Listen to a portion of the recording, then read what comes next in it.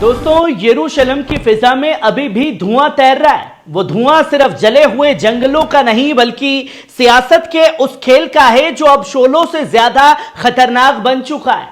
4,900 एकड़ से ज्यादा जमीन जलकर राख हो चुकी है। हजारों लोग घर छोड़ने पर मजबूर हो गए हैं। और अब सवाल यह नहीं कि आग कैसे लगी, बल्कि सवाल यह है कि आग किसने लगाई और क्यों लगाई, जिसकी तमाम तस्वीरें लोगों के सामने हैं। नेतन्याहू कह रहा है कि हम मुल्क के असल मोहब्बत करने वाले हैं और आग भड़काने वाले फिलिस्तीनी मीडिया से आते हैं, जिसका पूरा का पूरा ठिकरा फोड़ा गया। लेकिन पुलिस और मीडिया उनकी बातों से इत्तेफाक नहीं रखती है। कहीं यह आग वाकई एक साजिश है? ये सवाल खड़े हो रहे हैं, पर कुछ वीडियो सामने आए हैं। पहले इस आते हुए वीडियो पर नजर डालिए।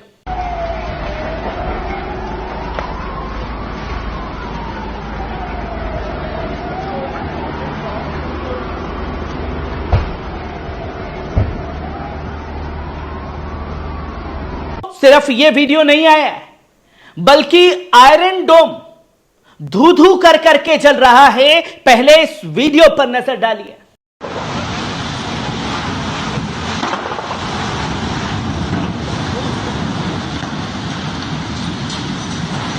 आपने देखा कि किस तरीके से सब कुछ जलकर राख हो चुका है, जहां नेतन्याहू के दावे पर भी सवाल उठ रहे हैं। दोस्तों, यरूशलेम और तेल अवीव के दरमियान फैली भयानक आग पर आखिरकार 40 घंटे की जद्दोजहद के बाद भी काबू नहीं पाया गया है। इस भीषण हादसे में तकरीबन 20,000 दुनम जमीन यानी 4,942 एकड़ जलकर राख हो चुकी है। Israeli fire and rescue authorities ने ऐलान किया है कि यरूशलेम हिल्स में बुधवार को लगी आग अब मुकम्मल तौर पर कंट्रोल में है। मगर इस आग की असली वजह पर सियासी और मीडिया हलकों में जबरदस्त बहस छिड़ गई है। वजीर आजम नेतन्याहू ने बयान दिया है कि आग जानबूझकर लगाई गई है और 18 अफराद को गिरफ्तार किया गया है, जिनमें से एक को मौकाए वारदात पर पकड़ा गया है। लेकिन इजरायली आर्मी रेडियो ने इस दावे को सिरेसर गलत बताया है और कहा है कि सिर्फ 3 अफराद को ही गिरफ्तार किया गया है, वो भी शक की बुनियाद पर। चैनल 12 की रिपोर्ट में कहा गया है कि शुरुआती तहकीकात के मुताबिक यरूशलेम हिल्स में जो बड़ी आग लगी थी वो जानबूझकर नहीं बल्कि गफलत और लापरवाही की वजह से भड़की थी। इस बीच येदियोत अहरोनोत अखबार ने भी नेतन्याहू के इल्जामात को बेजा बताया और साफ तौर पर लिखा कि इस मरहले पर ऐसी कोई भी पक्की तस्दीक नहीं हुई है जो साबित करे कि आग जानबूझकर लगाई गई थी। गुरुवार को गिबात वॉशिंगटन गांव में लगी एक और बड़ी आग में एक इजरायली अफराद जख्मी हो गया।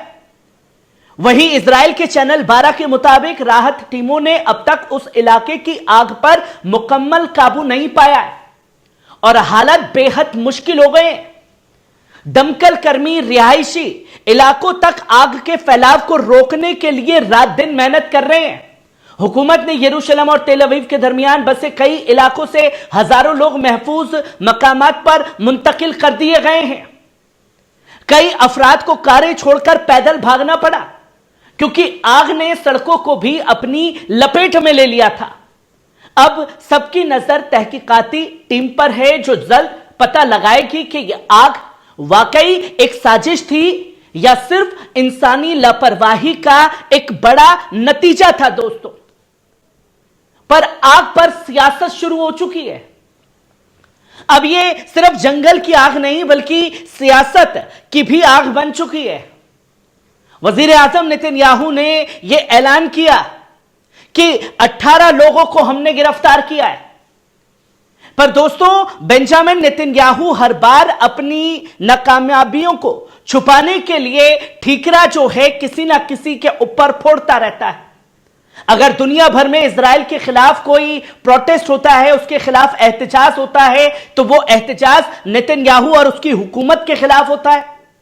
पर नेतन्याहू कहता है कि देखिए कि यहूदियों से नफरत करने वालों की संख्या बढ़ गई है, जिसे बिल्कुल भी बर्दाश्त नहीं किया जाएगा।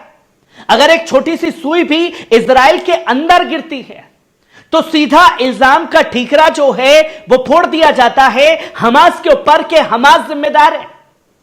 पर अब आग लगी कैसे, इसके लिए हमास को जिम्मेदार ठहराना जो है नेतन्याहू के लिए सही नहीं होता। और दूसरा बड़ा हथियार अगर नेतन्याहू किसी को बनाता है अपनी लापरवाही में तो वो है ईरान। अगर कुछ नहीं किया तो ईरान ने सब कुछ किया है। ईरान और हमास ने मिलकर के आग लगा दी है। यह तस्वीर जब लोगों के सामने आई तो उसकी लापरवाही की पोल खुली और नेतन्याहू जो डंका पीटता है दुनिया भर में कि वो सबसे मजबूत है, अगर कोई आफत उसके ऊपर आ भी गई तो वो उस चीज को रोक लेगा। पर यह आफत किस तरीके से आई है यह दुनिया के सामने है। एक छोटी सी चिंगारी ने पूरे इजराइल को जलाकर राख कर दिया है। आग तेल अवीव तक पहुंच चुकी है। आयरन डोम झुलस चुका है। कई मिलिट्री कैंप में उसके आग लग चुकी है। कई तोपें जलकर राख हो चुकी हैं। पर नेतन्याहू जो है अभी भी अपनी नाकामयाबियों को बचाने के लिए हर एक चीज पर बयानात को देकर के भड़काने की कोशिश कर रहा है। पर इस बीच उसने खुल करके कहा कि मुल्क को जलाने की साजिश फलस्तीनी मीडिया की तरफ से हुई है। कुछ नहीं मिला तो फलस्तीन ने आग लगाई। यरूशलेम की हिल्स में लगी आग अब सियासी इल्जामात और इलाकाई तनाजे का हिस्सा बन चुकी है। नेतन्याहू ने यह बयान दिया कि यह आग जो है फलस्तीन की तरफ से लगाई गई। फलस्तीनी मीडिया ने इस सरजमीन से मोहब्बत का दावा करता है तो उसी वक्त सोशल मीडिया पर आग भड़काने की बातें की जाती हैं। अब सोचिए कि जब इजराइल चौतरफा घिरा हुआ है, आग से घिरा हुआ है, आग की लपटें सब कुछ जलाकर राख कर रही हैं, इस बीच हमास एक दरिया दिली दिखाते हुए साफ तौर पर कहता है कि हम इजराइल की मदद करने के लिए तैयार हैं। अगर इजराइल चाहे तो हम इस आग को काबू पाने के लिए उसकी मदद कर सकते हैं। अब सोचिए ये कौन बोल रहा है? वो हमास जिसके फलस्तीन को उजाड़ दिया गया, उसके तमाम लोगों को शहीद कर दिया गया, उसके बावजूद उसने इंसानियत का दामन नहीं छोड़ा है। तकरीबन 98 दमकल यूनिट्स इजरायली फौज और होम फ्रंट कमांड के साथ मिलकर आग पर काबू पाने की कोशिश में लगी हुई है। फायर एंड रेस्क्यू अथॉरिटीज ने यह ऐलान किया कि मुख्य आग पर काबू पा लिया गया है, लेकिन अभी भी हालत मुकम्मल तौर पर महफूज नहीं है, क्योंकि मौसम विभाग के मुताबिक आने वाले घंटों में तेज हवाएं चलने की उम्मीद है, जो बचे हुए इलाकों में आग को फिर से भड़काने का सबब बन सकती हैं, जिसे रोकना जरूरी है। तो दोस्तों यह सवाल खड़ा हो जाता है कि क्या यह आग महज एक इत्तेफाक थी या फिर एक ऐसी साजिश जिसका मकसद मुल्क को अंदर से जलाना है? बहरहाल जो भी हो, इस वक्त जरूरत है सिर्फ सियासी बयानबाजी की नहीं, बल्कि हकीकत की तलाश और इंसाफ की मांग की कि आखिरकार इतनी बड़ी चूक कैसे हो गई। जहां इजराइल झुलस रहा है, जिसकी तस्वीरें लोगों के सामने हैं और सोशल मीडिया पर लोग खुल करके कह रहे हैं कि यह उन मजलूमों की बद्दुआ है जिनको शहीद करने का काम गजा के अंदर किया गया। कैसी लगी खबर? कमेंट बॉक्स में आकर के अपनी राय जरूर दीजिएगा।